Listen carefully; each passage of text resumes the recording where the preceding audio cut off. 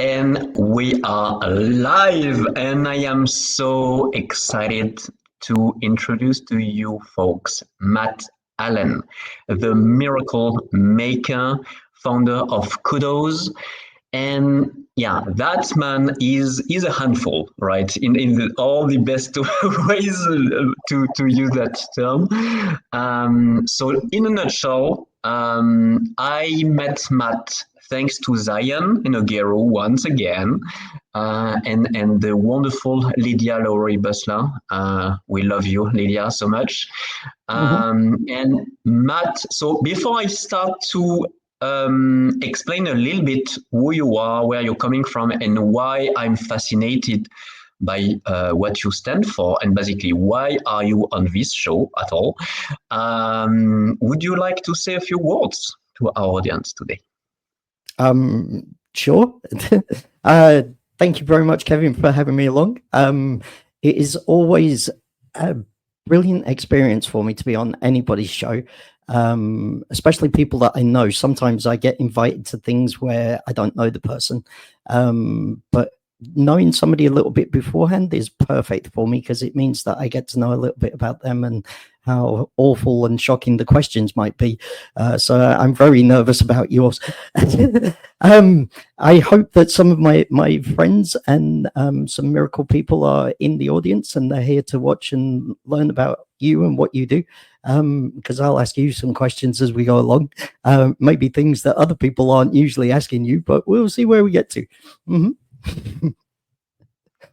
Awesome. So yeah, I can't wait. And actually, yeah, we just talked about that. So before we start and before I focus this show on you, Matt, and you absolutely deserve it, I happen to have a masterclass next Tuesday, and I know like people make fun of me because I am very resistant to self-promote and just explain how amazing my services are. I know I'm that kind of coach and trainer.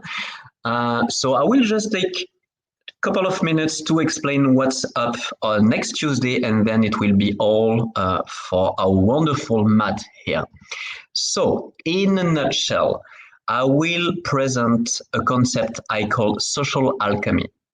That concept, actually, I realized, you know what? It's exactly what led me to become Mr. Mingle. It's my secret sauce. It's really what allowed me to become a social catalyst and become so well connected and such a warm personality. This is my social alchemy. And so the idea is really to see your whole social life as an ecosystem and basically connecting the three layers that I identify between ourselves and our well-being and seeing ourselves as our best friend forever, our circle of friends, like what most people see as a support system, and that to me is even a thriving system because why stop at support, right? Let's go even beyond.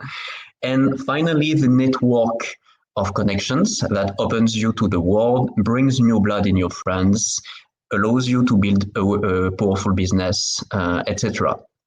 And so this masterclass will be really explaining how it works, what I mean by social alchemy, and especially how it can incredibly help misfit solopreneurs. So really, I'm serving misfits, right? My clients are mostly, if not only, misfits. And this time around, I really want to focus on solopreneurs, people that are alone, that don't even have a team around them.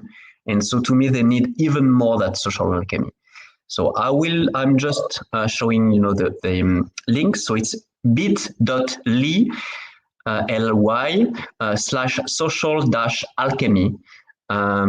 So you're very welcome to come next Tuesday if you're interested, and I will be talking about that all week long. No, I'm done with my self promotion. Didn't go as bad as I thought. As I mentioned, I don't feel too good about that, but I'm getting better.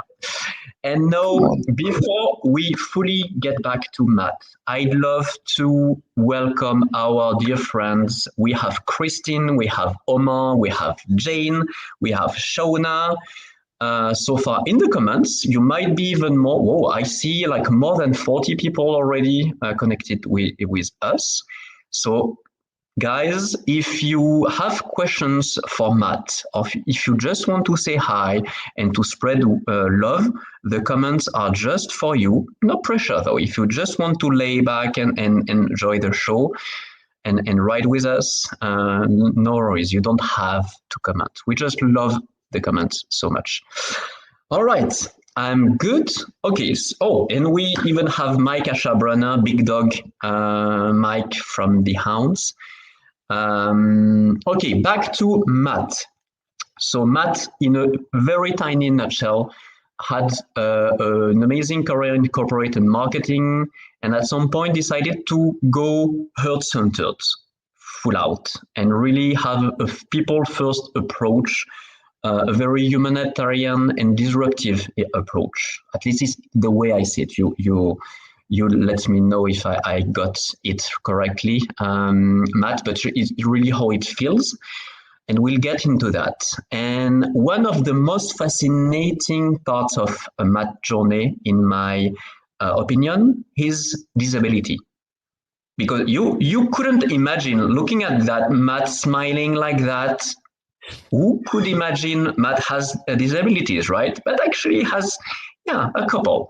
And he might decide to share that with you or not. Pretty sure you will, but that's the thing. So actually, most people don't know I'm disabled as well. My ear is barely working properly. So most of the time, it's not much of a problem, but actually, it caused me a lot of trouble in the past. And yeah, that's the thing. Most disabilities are hidden. Most of them are invisible. And I'm not saying it's even worse. Like I believe like all disability come with their hardships and challenges and struggles. And at the same time, we don't necessarily have to stop there. Like if you decide that your disability creates your identity, and if you just see them as a roadblock and this is the end, yeah, it's your choice, right? But it will deeply impact your life. And actually, we are surrounded by people with disabilities of some sort that have been able to build amazing careers. Look at Frida Kahlo, Lady Gaga, Stephen Hawking, Beethoven, right? So many people, and just a handful of them, right? So many people that have had disabilities of some sorts and still have been able to create amazing impact in the world, despite their disability, or maybe even because of that, maybe thanks to their disability. So you start to know me, guys. I love the idea of reframing negative into positive. And to me, it will be the central theme of this conversation, how actually being disabled is not the end of the world, or actually it can be if you make it do that to you. And really about facts versus feelings. Like fact, you might be disabled, no feelings. How do you feel about that? And do you want that to stop you from doing good in this world? So that's my take on that. And yeah, before I start with my questions, etc., Matt, I'd like to open the floor to you and just guys. So we have Chris that just came. Yeah, I'm already behind the comments. We have Jonathan, we have Chris, Carol. Yeah, so many people. I lost count. So Matt, do you want to add something? Yes, I very much believe that we are not the sum total of the things that we have experienced so far in our lives, and really we are the ability, the possibility of what we believe that we can be and what we can make ourselves do and become through the belief in ourselves and what we will eventually be able to do. I'm not saying that necessarily all of us can, if we are missing a limb, grow back our limb. That's not what I'm talking about. What I'm talking about is the energy and the ability that is within us, whether it's just creating a smile on our face because we weren't able to do that last week because of the misery of that missing limb, for example, through to changing the world in massive ways, or somewhere in between, not quite losing the limb, hopefully in your case, but certainly getting towards changing the world by doing your podcast show. That changes people's lives and puts smiles on people's faces, not just yours, but theirs as well. So that for me is the important thing, is what we believe that we can be, and then not just that belief, but the action of trying to get there. Yeah, I love that so very much, and actually, yeah, I feel it's very powerful analogy or image. That idea of a limb, and yeah, there is an amazing concept I love so deeply. There is a book, an amazing book about that. It's called The Gap and the Gain, and we tend to focus on the gap of what is missing, what we had and now is missing, or what is missing from our desires, what our vision for the future, etc. We tend to focus on what's not there instead of focusing on the gain, what we already got or what we still have, like losing a limb. We absolutely, and that is very understandable, to miss that limb, right? Of course, but we still have three. So we could decide to focus on the three that are still there. And I'm not saying it's necessarily easy. And people could tell me, yeah, but you have your four limbs. What are you talking about? Hey, you know what, guys? Actually, not so long ago, I lost one limb of sorts. I had a kind of psoriasis attack on my foot. And basically, my foot was so swollen, I couldn't walk at all. For months, I could barely walk. The thing is, I'm a dancer. You remove one of my feet. Imagine how I could feel. So yes, at that time, I couldn't focus on the gain. I was all gap. I was absolutely focused on what I lost. I lost my ability to walk and my ability to dance, so I thought. But actually, no. I could have decided to keep dancing with three limbs and half.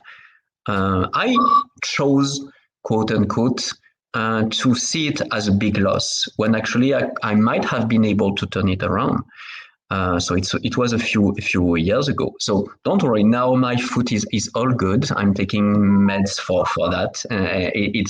But still, like I believe we have choice, and with proper training, with proper mind shift and mindset, we really can turn things around and positive things, even when it seems impossible to change. And like you're all about miracles, right? You're all about seeing the positive when we can hardly see anything at all. So I feel it's very well connected to what you do. And yeah, you know what? So I'd like to start right off the bat.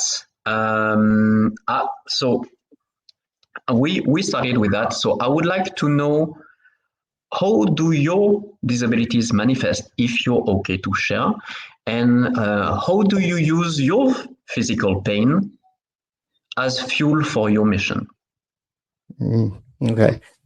So I have a few things wrong with me. Most of mine are a result of long-term chronic illness called brittle type 1 diabetes, which is basically type 1 diabetes, but is impossible to control.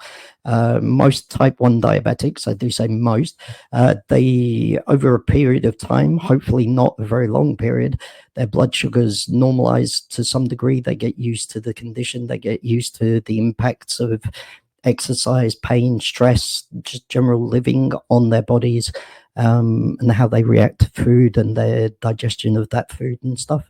For me, those things are very very difficult to deal with, ranging from if I do exercise, where most people, their bodies use the sugar in their bodies to produce some energy. Kind of, that's not entirely necessarily the truth, but that's how that's generally perceived. My body might use that sugar in about 2 hours' time, or it might produce more of its own sugar immediately or in 2 hours' time, because of the pain that goes through my bones when I exercise. And I have to try and equate for those things, trying to count for them to make sure that I stay alive. And secondly, try and get past the difficulties of doing the exercise in the first place. Life is quite complex because the type 1 diabetes, the brittleness of it, has led to partial sightedness, something called gastroparesis, which is basically gastro, stomach, paresis, paralyzed, dead. Most people's stomachs are a bit like a washing machine. They're constantly moving. My stomach is pretty much solid as a rock, because my nerves are destroyed to some degree because of the damage that's done to my circulatory system because of the damage of the blood sugar. And then I also have this strange bone pain thing. So that means that I, at one point, was addicted to opiate drugs to a very extreme level. I used to use wheelchair. I was at one point almost fully blind, not for a long period of time, and that was due to another condition within the diabetes. It wasn't ever going to be a long-term thing, but it made me appreciate more the value of vision. And then the stomach is potentially better now than what it used to be. At some points, I've spent considerable amounts of time either in my bed or in hospital beds, just trying to not be sick, and trying to figure out how not to be sick. You mentioned pain, and there are many types of pain, and some of those are not really understood by most people, because my pains don't exist for most people. Most people don't have pain inside of their bones, and even the doctors can't really descript or decide what that is, because some of them say, well, it must be neuropathy because that's what happens to diabetics, except I have no nerves inside my bones. Some of them say, well, that must be some sort of fibromyalgic reaction to your body. Well, again, fibromyalgia is soft tissue complications. This is my bones, and very specifically in my skeleton. And then you go through to pains like not being able to digest food that sits in your stomach and rots really for 3 or 4 days at a time before you are sick. And the sort of pain that that causes, if you can imagine, if you have some trapped wind, some people might have experienced that. It's like that, but on steroids, really. And then the sight loss was actually due to a very traumatic period of about 6 days where I'd had an operation due to the diabetes. And basically that operation had gone wrong. Because of the complications and the severity of the swings in my blood sugar. Basically what happened was that my eyeball sealed up. And your eyeball is not supposed to be sealed up. It's supposed to be porous so that then it releases and regulates pressure. Instead, my eyeball was sealed, and I ended up with a condition called an iris bomba. Iris meaning eye, bomba meaning hand grenade, nuclear missile. For me, it was like World War VII happening inside my eye, as it rapidly expanded within my eye socket. That gave me PTSD and some various other complications. And basically at that point, I decided enough is enough. Nobody else is going to make a difference in my life. The things that they are giving me, the medications and things, they're not helping me. In fact, during that period of being in hospital for that eye condition, I had both arms with fentanyl patches on them. I was taking Oromorph. I was on long, slow-release, long-acting morphine capsules. And so the pain management nurse, when she came along, said that she couldn't do anything for me. other than to give me a glove that was filled with cold water to put on the side of my face. And that didn't really help. So I decided to make change in my own life. Here I am now. Yeah, well, that's such a wow, wild story. So I already listened to your story, at least a part of it, but still, wow, that's heavy. And let's be clear, I don't want what you have. If it ever becomes contagious, just stay away from me. No, I'm kidding, but like I can't imagine living with that. That is so very intense. And I mentioned earlier Lady Gaga. I feel that some of what you have is kind of similar to what she has. Many people actually have no idea. Like she's this absolute rock star, right? This amazing pop icon, and she's still in pain all day long, or most days apparently, and she's still thriving. Like who could imagine like she's in so much pain and still being such an amazing rock star, and we'll get to that. We'll get to actually, despite of that, once again, thanks to that, you've been able to build Kudos, and I'm so impressed by what you're creating in this world, what you're inspiring, what you're sparking through Kudos, and with all the people that support you. But we'll get there in a moment. Just before we get deeper, very first, folks in the comments, if you have any questions for Matt, just shout it out. So I'm still catching up with the comments because you're on fire, peeps. That's impressive. And actually, I would like to say hey to Jason, Lisa, Sia, Melissa, and I believe there are even much more people, but I'm not there yet. Catching up with the comments. Sorry about that. I will come to you. If I don't mention your name, please forgive me. You're just so many, and you're so on fire. I just can't keep up. And my focus is still on Matt. I love you in the comments, but come on. Matt is the guest, so he has this on my I have a physical excuse. So the comments for me are on this side, like over here, and that's my bad eye. So I see things happening, like I can register movement, so it looks as though my eyes are very going around over the place because I can see things happening. But I can't really read the comments, and if I do, I will literally lose all concentration because it's like I can do one thing at a time. The part of that disability is called being a man. But it's a massive one. Ladies have this multi-ability. We'll come to that soon about being able to multitask. That's just a miracle in itself in my eyes. Or I, as the case. But anyway, let's not get down that avenue of getting descriptive about everything, because otherwise people will really understand why I'm the biggest misfit that's ever misfitted into your show. And you know what? Perfect bridge, because it's exactly the question I wanted to ask you. What is your flavor as a misfit? How do you define yourself? So I understand like you have disabilities, but and yes, it's part of who you are somewhat, but I don't feel it defines you, or you feel so much defined by that. And so I would love to know, how do you identify as a misfit? How do you identify your very special light?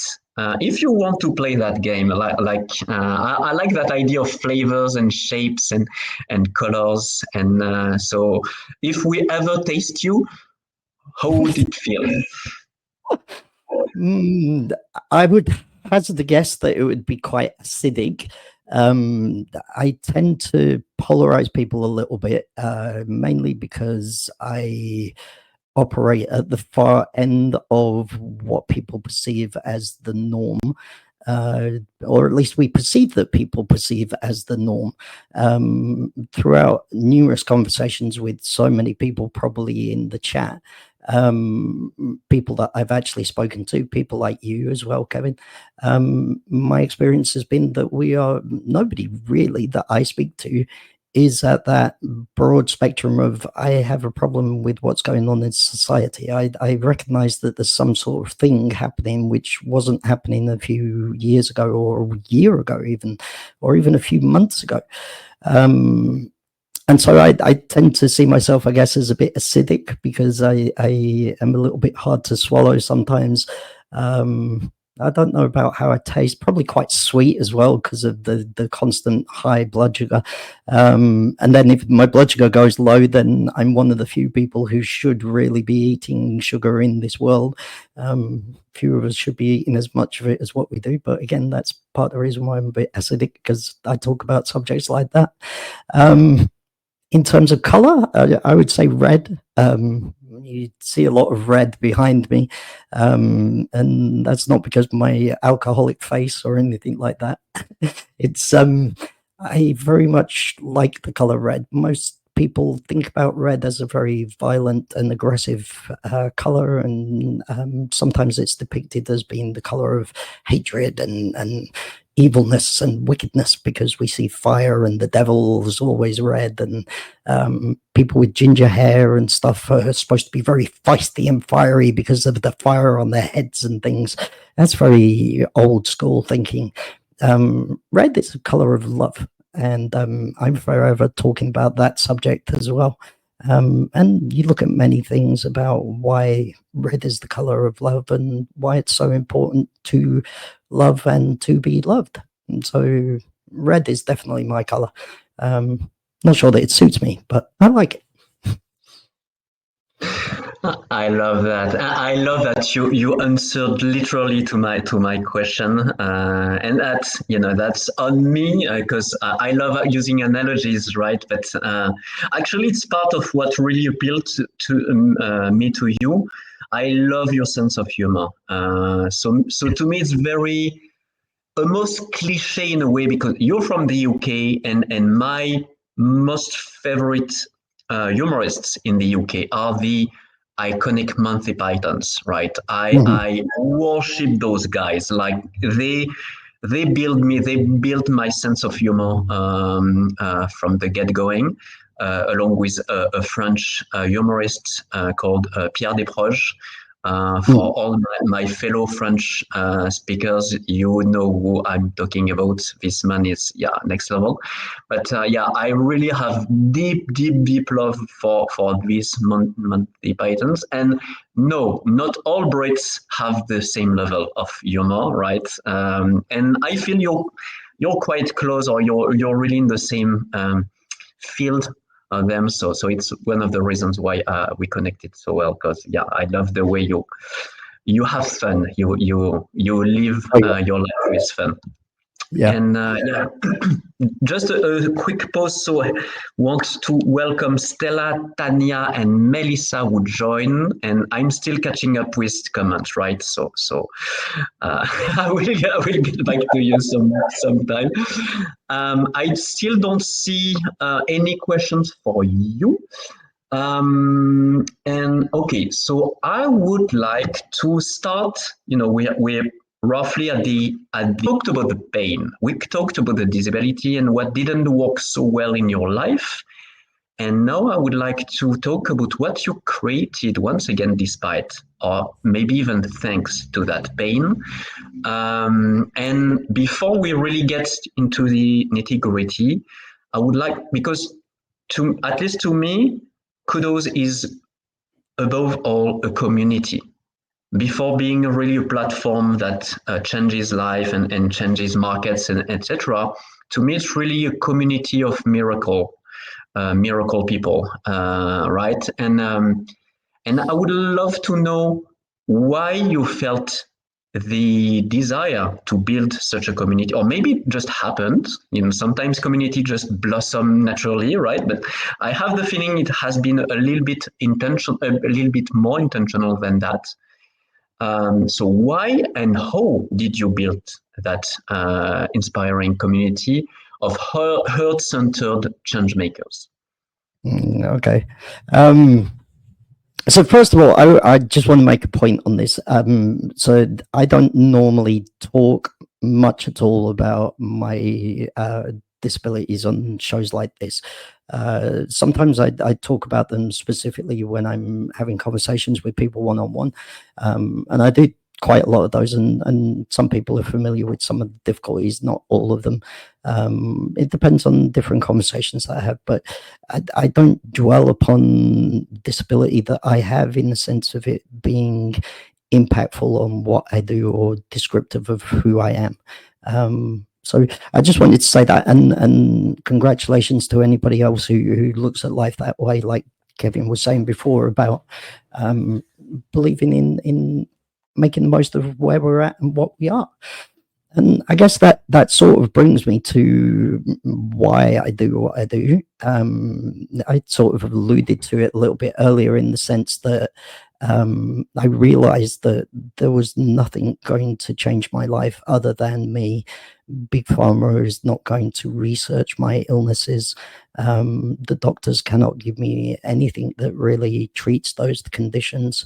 The government doesn't think that I'm particularly worth having around in that sense. And maybe in some way, shape, or form, I should have been long since non-existent, much like many other people. And so I came to a conclusion that I really needed to do something for myself.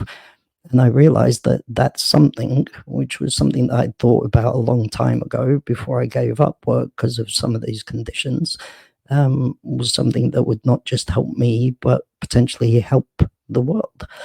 And so I looked back at my life, and there's a video somewhere on YouTube that explains some of this. When I was little, I used to take things apart and put them back together again in the hope of making them better. That wasn't always the case. They seldom turned out better than what they originally were. But that came about in my own brain into different things. I did some interesting jobs, not very high flying or anything like that. Many of the top level jobs that exist now, they certainly weren't around when I was doing things that I was doing. But I was always about solving problems and solutions rather than dwelling on what the problem was. In fact, I'd quite easily forget about the problem and just think about solutions. And what I used to do before I took a long period of time off for sickness was that I used to work in advertising. And so don't have people writing things like that in the comments. That's not allowed. No more of that, right? If you want to write that, just listen rather than writing stuff like that. It doesn't particularly matter, but thank you. Now, I used to work in advertising, not in a big high-flying job, like I say, but I used to work in advertising many years ago. And I realized that these big platforms that were cropping up, people like Google, Facebook, and whatnot, they were just basically making advertising platforms. And the commodity, the thing that they were using to make money out of was us. Because that's how advertising works. It's you capture an audience, you sell that audience, and that's what makes your company money as an advertising company. And so it was very easy to look at that from inside out to say that is basically what they're doing. They're taking people's data, they're using that, and they're selling that to advertising agencies that want to place adverts on their websites and portals or whatever you want to call them. So fast forward 10, 15 years, and I decide to myself that perhaps that world is progressing. And although I wasn't able to bring that to happen back in the day, I was going to make a solution to some of the problems that exist in those platforms. Number one, which is key, is that people should be in control of their own data. It's our own data. And Kevin, you and I talked about shoe sizes, I think it was, when we talked about this. If we walk into a shoe shop and they say to you, "Oh, sir, can I help you with," and I say sir because we're both sirs. I'm pretty sure you are, and certain that I am. Yeah. So we go into the shoe shop. and the person in the shop says to us, "Can we help you, sir?" And you might just tell them, "Yeah, I'm looking for a size 9 pair of football boots or a size 9 Chelsea boot." Or you might say, "I'll tell you what I'm looking for, but you will give me a discount. You'll give me some money off my pair of shoes if I tell you what size shoe I want, what type of shoe, what color I want, and all the rest of that. That'll save you some time. It will tell you what shoe I want, and I'll even tell you how much I want to spend on that shoe. If you've got something that fits that, you sell it to me. I'll get a bit of discount off of it. You're happy, you sold your shoes. I'm happy, I got a discount off of it, and I got the pair of shoes that I wanted. Perfect. Everybody's happy. Everybody's benefited." So that is really what I do. I give people back their data. I know what size shoe I want. I know what color I want. I know what type of shoe I want. So why can I not make money out of that instead of Google and Facebook? Because that, believe it or not, is my data. It's inside my head, not inside Google's head, not inside Facebook's head. It's my feet. Trust me, they're definitely mine. Definitely. Nobody else wants my feet. So basically, what I then did was to devise a very special thing that not many people know about, which operates in a way to protect people's data in vast superiority to any of the security framework that exists within companies like Facebook and Google and AWS and places like that. So I then basically secured people's data, and I wanted to devise a platform where they could exchange that data, like their shoe size, what color shoe they want, and what shoe they're looking for, into a platform or a marketplace where they can buy those shoes. So they win. They get to control their data. That's very important for most people. They also get some money, which is especially important for people nowadays because they're going to get the reward, the money that would have gone to Google or Facebook for that bit of data. And they get the product that they want, hopefully, from the advertisers on the platform. So what happens there is that the advertisers on the platform, they also benefit because they basically want to sell their products to people who want to buy them, not to pools of people that allegedly want what they're selling or searched for something similar and it's not quite what they're selling, but they hope that they can sell it to them. So businesses benefit and therefore everybody benefits. It's called a social benefit network. And the advertising platform is just one aspect of social benefit networks, which is basically a new way of doing business. I say new way, but really it's an old way, which is that people come first, people matter, customers, staff. And the people at the top of these big businesses, they come last and they get what they deserve, which is profit at the end of the day once the product is sold by their staff to a customer. That's the way that should work. It's not the way that it does work currently. That's why it's new, except it's old. But I've already covered that. So I mentioned profit. I'm a business. I'm not charity. I'm not an NGO. I'm not a good cause, except I kind of am. I basically aim to give. There's quite a bit of money in the world that I operate in, and I aim to give quite a lot of that money to good causes. I don't necessarily mean brand name charities. I'm sure there is some good ones of those out there, but I do mean good causes that make influence and impact into the communities of this platform wherever it functions initially. So that then the people who are using their money to buy products and services are benefiting themselves, they're benefiting their economy, and they're benefiting those people who can't afford to potentially buy the things that they're buying, because some of that money goes to profit and then goes to these good causes. Now, that's one thing that I would aim to do with the profit. The other thing, and just over my shoulder there, you'll see the globe that says health. So the other thing that happens, and this is the point to this very long-winded story, sorry, is that I'm not very well.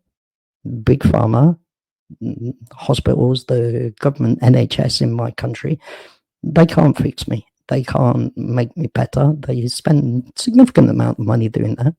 I'm not proposing that I'm going to solve my problems, but I'm proposing that we're going to solve some other problems, like initially obesity and type 2 diabetes for a start, because these things are very curable, except there's no money in curing them. I'm interested in a longer, happier, healthier life for everybody. I'm interested in people. I'm not interested in money. I hope everybody can see that by the way that my business model works, that I'm interested in people. And so that's what happens, is that we generate more people. We encourage people to have babies and families. We provide healthcare that actually cares and actually delivers solutions for their problems, such as obesity, which results from sugar in our food and such like. And that helps to solve illnesses.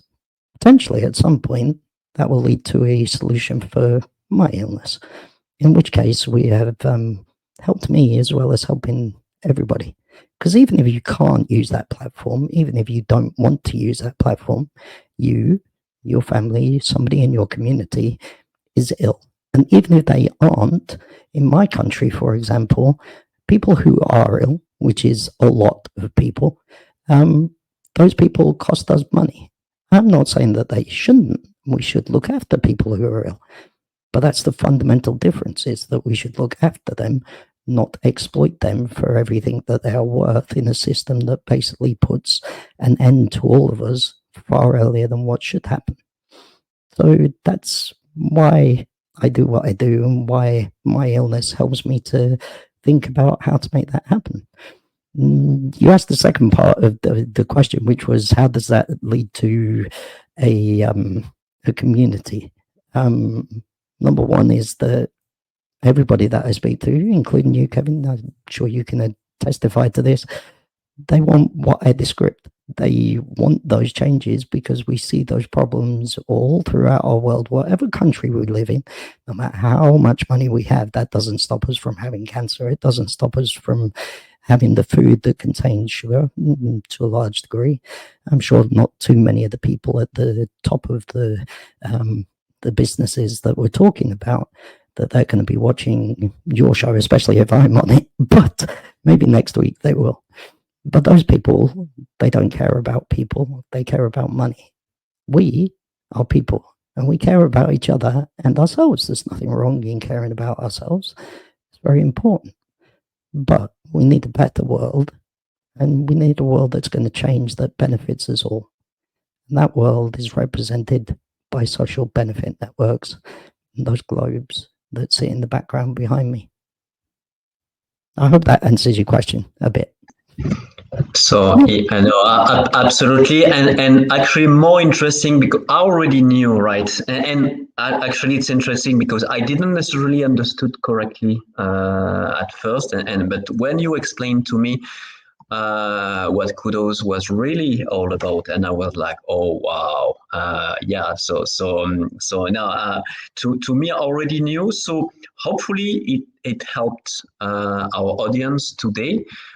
So Jason asked specifically, wanted you to explain what Kudo is about and how we can get involved. So I don't know, Jason, if you're still around, if it answers your question, actually. If not, I'm sure Matt would be happy to expand and go even deeper. But I feel you. Hopefully, it's clearer, at least for most people. And if you want extra details, if you really want to know what's going on, hey, you know what? You can just connect to Matt. As you can see, he's very approachable. And yes, he might be acid on the edges at times. Don't worry, he's still very sweet, and he won't bite unless you ask very nicely. I'm not even sure though.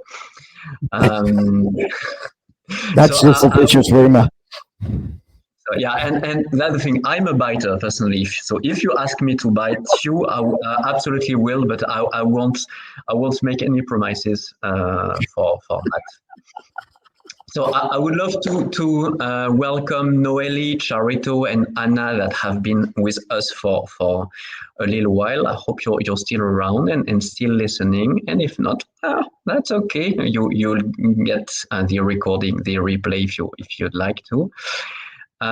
So no answers from Jason for now, but we have a couple of questions from my friend Jane. I don't know if you're connected with Jane. If you're not, you absolutely want to connect with Jane Wong. I'm not sure you know her, but yeah, she's amazing. You want to connect with her. So Jane is asking you, how do you measure success? Okay, so this advertising platform, like I say, is one of the globes behind me. And it is not necessarily the biggest one. However, let me talk a little bit about what we mentioned earlier about a community. So the community is just the same as everybody else's community. I have friends who have friends who have friends, and people connect, and we have followers and things like that. And the numbers really, to me, don't matter. What matters to me is some examples of people who have recently volunteered to join my team. Kevin, not long ago, you were on the Latte Show, which is one of the things that we do. My wonderful friend and family is Dr. Supriya, who hosts that show every other day, basically, on Monday, Wednesday, and Friday. And she has wonderful, amazing people like you on there, and talks about the miracles of your lives and how you will impact the world. I noticed Carol Edmondson on earlier. She's been on there as well, and many other people. A measurement of success for me, one way, is that in our Slack group of the team today, I was mentioning some things that we've managed to accomplish just recently. Like, I think less than a week ago, we launched our newsletter. For a guy who a year ago nobody had ever heard of, let alone paid any attention to, we get over 300 people already subscribed to that. We hit over 1,000 followers on our showcase page called Kudos Core. And ultimately, we have meetings together as a family, and we deal with problems and wonderful situations, and we have parties, and we have all sorts of things going on. I noticed Omar is here. Omar runs a thing called Zoom Party, and sometimes we work together with Zoom Party. Last summer, we had a Zoom Party extravaganza. At Christmas time, we had a Zoom Party event.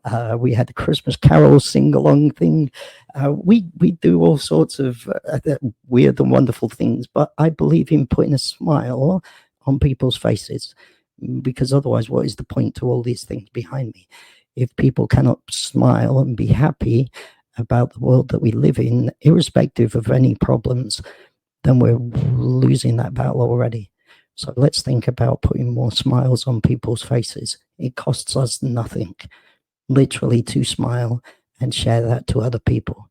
And imagine the difference that that could make to somebody who's working in a shop, in a coffee shop somewhere, and you walk in with a smile, and something's happened to them at home, something tragic's happened, or something just that we have no idea about, because we don't know about other people's lives. Or maybe even just sharing that smile puts a smile on our hearts when that person smiles back and says to us, "Would you like some extra cream in your coffee?" or something like that. I don't know. The bigger response to that question, because there is a bigger side to that, is that I have achieved nothing until the world has changed. I have achieved nothing until the world is different to the way that it is now. I have achieved nothing until something happens to make one of these businesses, a number of them, work together to make the world a different place than the one that is now, affecting all of us in so many dramatic and drastic ways, whatever way that affects whoever is listening to me as I say that. Because it does affect us all in different ways. Not all of us are unwell. Not all of us have problems with education. Not all of us are fighting in wars and losing our lives. Not all of us even vote. Not all of us even worry about the bills of things at home. But we all know about some of these problems or experience them ourselves. And the end result is that we make change to that. And once that we change one of those things, like the advertising platform, for example, once that we show people that there is a way for us all to benefit instead of just these shareholders at the top of these big companies taking everything and using that for their own means and ends, which really is just to exploit us even more.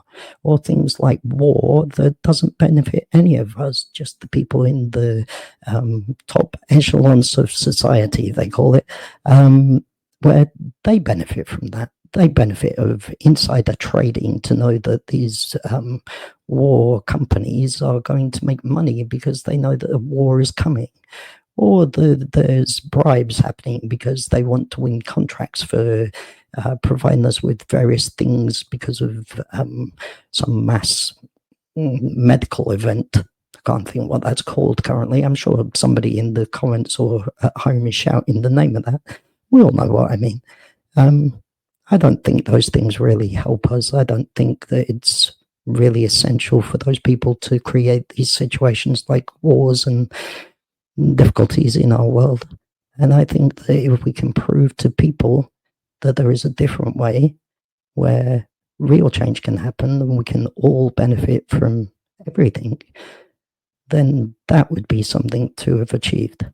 That would be a success. But beyond that, the biggest success, sorry, it gets bigger and bigger as I go along, sorry, the fact of being me. The biggest success is this, and we mentioned about my disabilities and my illness. For a long time, I spent a long time in bed. I spent nearly 5 or 6 years in a very bad situation.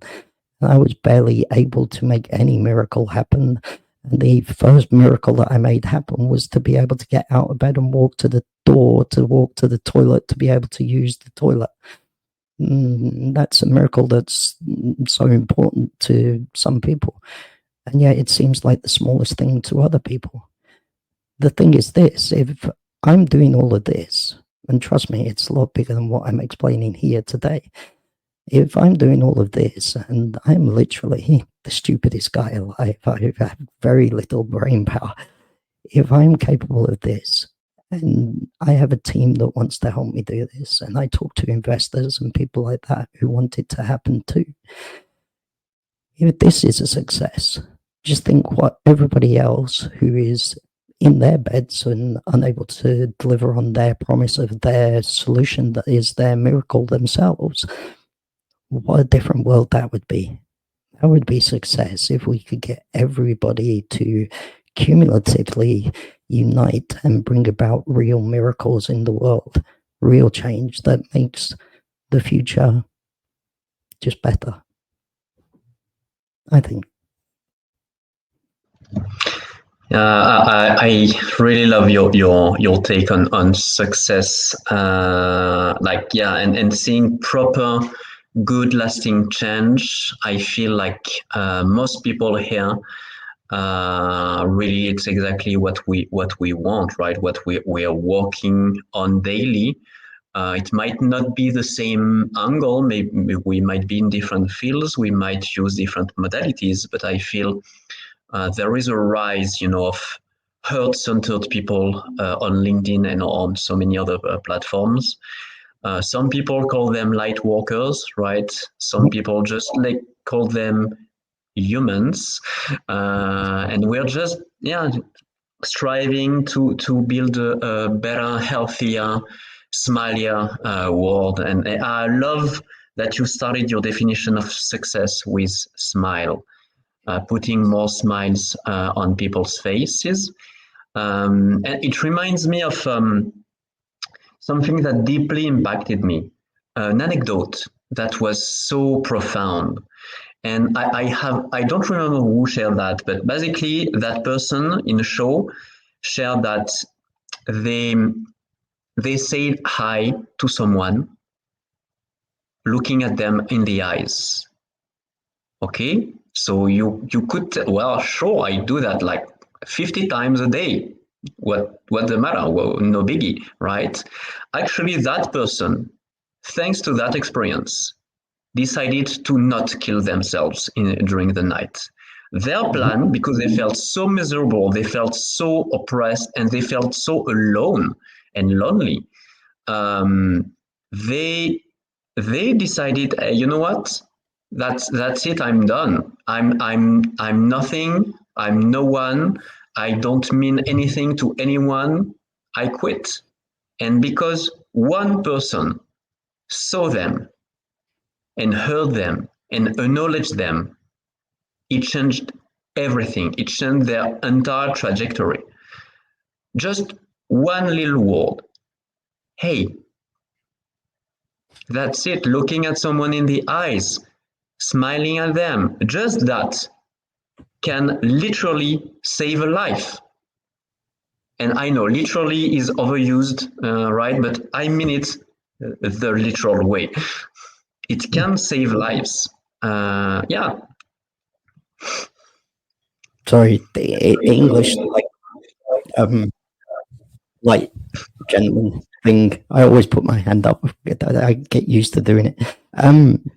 This revolves back to what you said in earlier and what you're hoping to do with people next week with your events, and you're helping people, solopreneurs, in the sense of what you're aiming to do. It very much encompasses envisaging yourself as your initial best friend. I think that's so important, is that not only do we need to feel words from other people, and you notice that I say feel words, not hear them, because we feel words. We get told this saying of sticks and stones may break my bones, but words will never hurt me. And yet that is so far from the truth. So far from the truth. Sticks and stones do hurt, yeah. Especially pointy sticks and heavy stones, they hurt more. But there are words that hurt even more than those things, and some of them are very short. But some of the best things in the world are some of the words that we can hear, because that's how we convey some of our feelings and how we experience some of our feelings, and how we understand eventually that we should believe in ourselves and be our own best friend, like you say about you're going to help people discover in themselves and understand how that process happens. So I would very strongly recommend to people that, based on what you've said today, let alone you talking at the beginning about what you aim to do for people, just look at your wonderful message there. That tells more about what you aim to do for people in the thing that you're going to be doing than your little advertising bit at the beginning. I know it wasn't advertising, but yeah. No, thank you so much thank you so much for that. And yeah, and you know, it's a work in progress, and I deeply appreciate your support for that, because yeah, it's you know many coaches, right? You're surrounded by people that have taken that very special path, and not just coaches like therapists and many other modalities, right?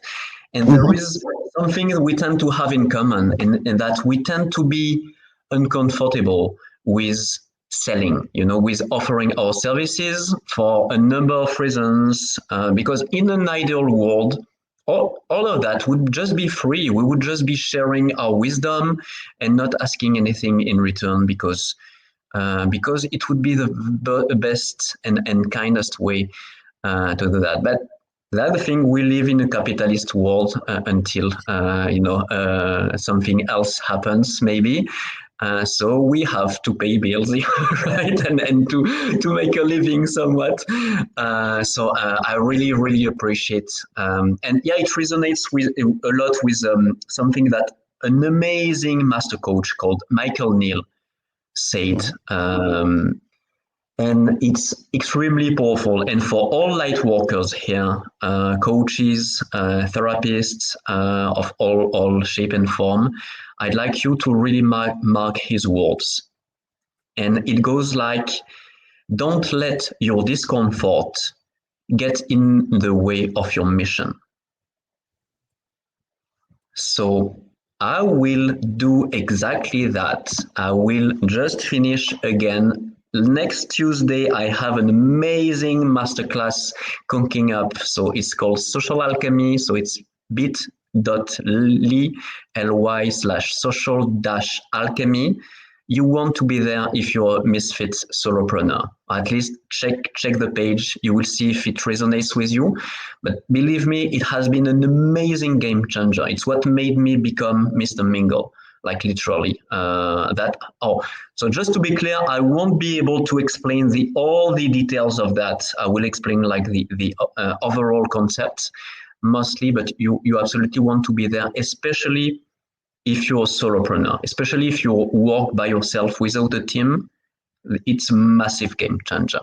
So thank you again for this reminder that, yeah, I definitely could use more self-promo, and really deeply appreciate your support. And see, guys, that's what Kudos is all about, supporting people, putting people first. And talking about people, I would love to do a giant shout out to my beloved Hounds of Business community, founded by Mike Ashabrana. These guys are the bomb. It's the very best community I've ever been part of, honestly, and I've been part of dozens of communities. Today's post on LinkedIn is all about that, all about how the Hounds of Business impacted my life, both professionally and personally. So, I invite you to check it out if you want to know more about their hounds. And thank you again so much for accepting my invitation, Matt. You're a wonderful guest. You're amazing. I love so much what you do. And yeah, actually, so just follow Matt, connect with him. He's amazing. Like, can you see his smile? Like, come on. Do you see acidity in this smile? I don't personally. I trust you, all right, but I don't see much acidity. I see a lot of sweetness. So, Can I just take a minute? Sorry? Of I, course, yeah, of course. I quite often do this at the end of these shows. So number one is that very soon we will be launching our newly revamped website, which will have a whole new look and a whole new feel to it, and many insights, especially videos and things like that, for people to learn a bit more about some of the globes behind me and the team and various things. So there's that.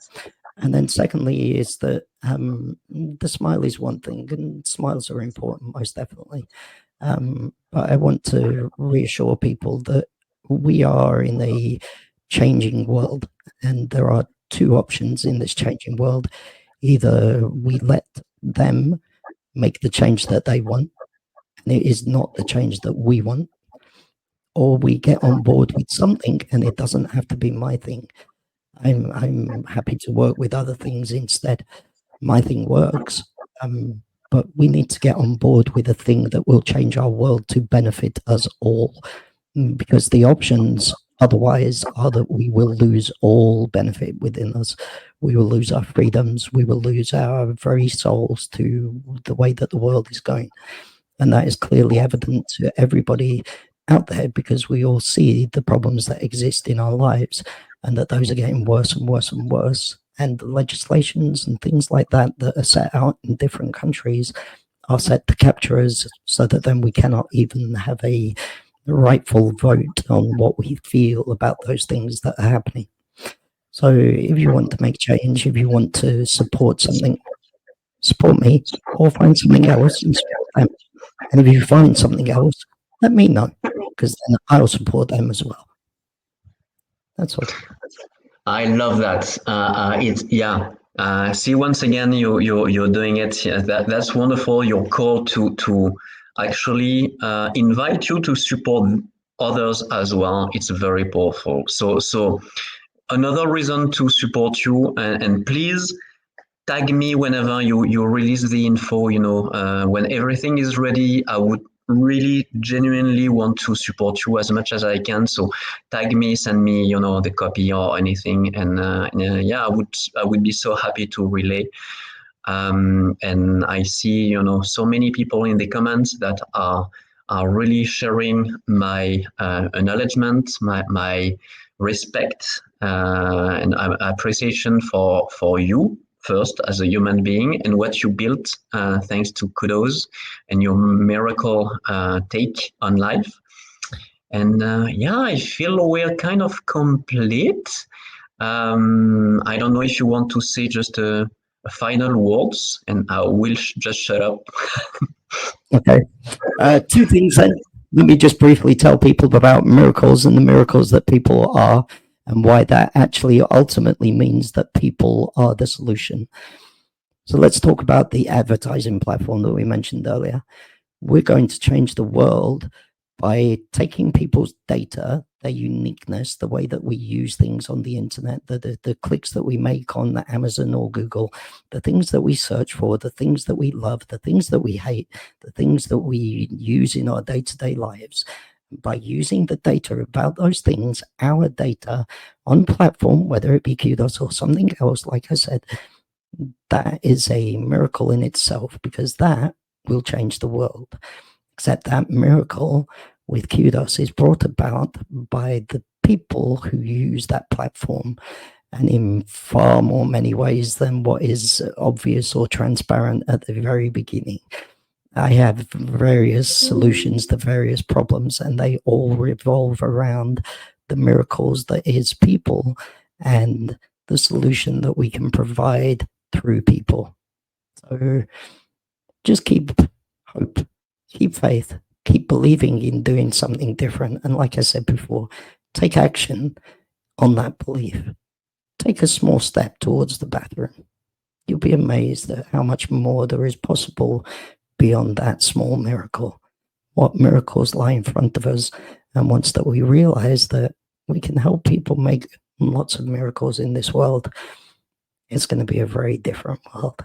One that we actually all want to live in and have children into. And incidentally, start having more kids, because we need to fill that world with more kids. Wow, I can't beat that. So this is it for today. This was Madeleine from Kudos, and Thank you, Kevin. next week I will have Angie Harmon, and we will go far and beyond into mystic and energy and an amazing vibe, witchy vibe.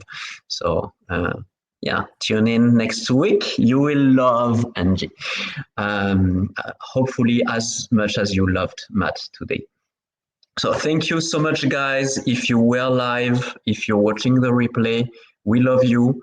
And we are so happy that you are with us in this Happy Misfits journey of ours. So until next time, Matt, thank you again so very much. Thank you. It has been a very enjoyable pleasure, and being your friend is wonderful. You're a miracle. And likewise, you're absolutely a miracle.